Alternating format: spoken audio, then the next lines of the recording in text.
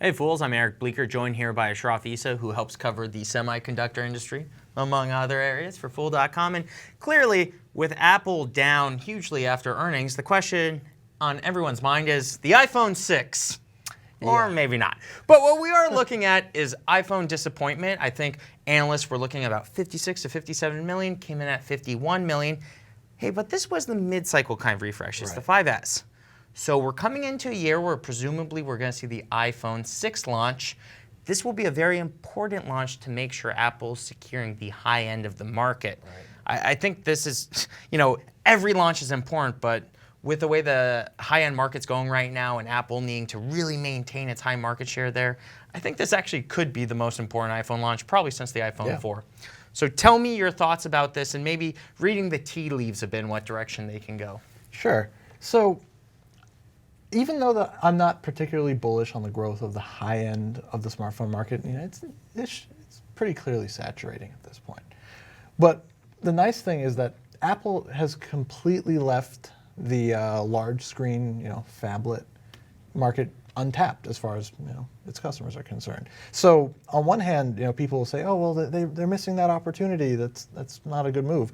But if Apple's still doing these kinds of numbers with a 5S, which is basically an iPhone 5 with a Touch ID and better internals, they could see a real nice spike if they were to just go much more broadly with their screen sizes and form factors on the phone. So you get some of the rumors saying, hey, they're going to do two. They're going to do a 4.5 inch plus and a 5 inch plus.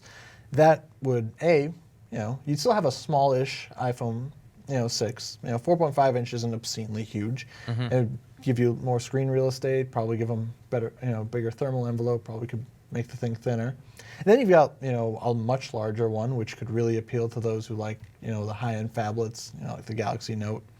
So not only could they do these new devices that really grab more of that high-end share that they've been leaving on the table, but they could also see an increase in average selling price because those phablets, entry-level Galaxy Note 3 sells for $300 with contract rather than $200. So they could see ASP uplift. They could probably see improved margins. So, not all is lost, just because the iPhone 5S isn't meeting wild expectations. But, the iPhone 6, which will be dramatically different, hopefully, or dramatically better. I mean, different isn't always Sure. But yeah, with a completely refreshed, design, maybe spanning multiple screen sizes, giving users more options, they could capture more of the high end, and even in a flat, slow growth high end market, they could still see some pretty outsized growth. And that's something that Apple investors should still, be hopeful for. No, definitely. Growth is always good when it comes to investing. So there you have it, a preview of some potential iPhone 6 new form factors. So for all your news on Apple and all things tech, check back to Fool.com. Fool on.